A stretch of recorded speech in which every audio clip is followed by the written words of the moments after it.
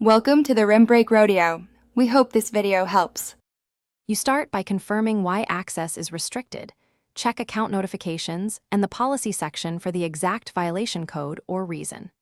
Once done, make sure billing and identity verification are complete because many restrictions trigger from missing documents.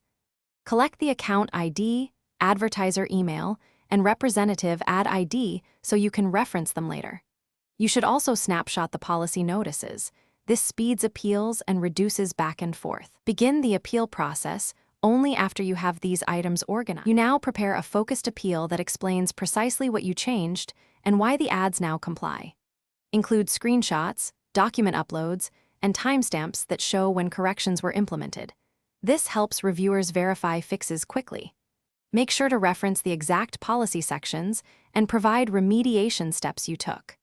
Then, submit via the platform's formal appeal form or support channel and immediately record the ticket ID. Follow up in 48-72 hours if you receive no response.